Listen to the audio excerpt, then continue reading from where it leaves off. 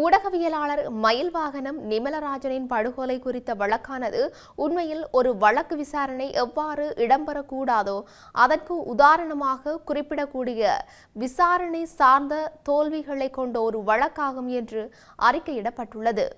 Redress மற்றும் சர்வதேச உண்மைக்கும் நீதிக்குமான செயற்திட்டம் இணைந்து வெளியிட்டுள்ள 70 பக்க விரிவான புதிய அறிக்கையில் குறித்த விடயம் தெரிவிக்கப்பட்டுள்ளது. இலங்கையில் கால் நூற்றாண்டுக்கு மேலாக ஊடகவியலாளர்களின் படுகொலைகளுடன் தொடர்புடையவர்கள் திட்டமிட்டு பாதுகாக்கப்பட்டு வருகின்றனர். 2000ஆம் ஆண்டு முதல் 2010ஆம் ஆண்டுக்கும் இடைப்பட்ட காலப்பகுதியில் உள்நாட்டுப் போர் குறித்து செய்தி அறிக்கையிட்டு வந்த ஊடகவியலாளர்கள் மற்றும் ஊடக பணியாளர்களில் சுமார் 44 பேர் கொல்லப்பட்டனர்.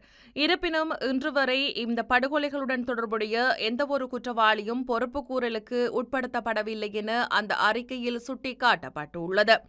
அதேபோன்று ஊடகவியலாளர் மயில்வாகனம் நிமலராஜனின் படுகொலை குறித்த வழக்கானது உண்மையில் ஒரு வழக்கு விசாரணை எவ்வாறு இடம்பெறக்கூடாதோ அதற்கு உதாரணமாக குறிப்பிடக்கூடிய விசாரணை சார்ந்த தோல்விகளை கொண்ட ஒரு வழக்காகும் என இவ்வறிக்கையில் தெரிவிக்கப்பட்டுள்ளது.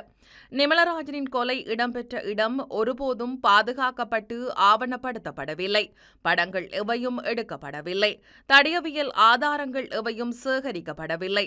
சம்பவம் இடம்பெற்ற தினத்தன்று இரவு கடமையிலிருந்து சில பாதுகாப்பு படையினரை விசாரிப்பதற்கு பல வருடங்கள் எடுத்து, ஆனால் பலர் ஒருபோதும் அடையாளம் காணப்படவும் இல்லை, விசாரணைக்கு உட்படுத்தவும் இல்லை என அந்த அறிக்கையில் சுட்டிக்காட்டப்பட்டுள்ளது.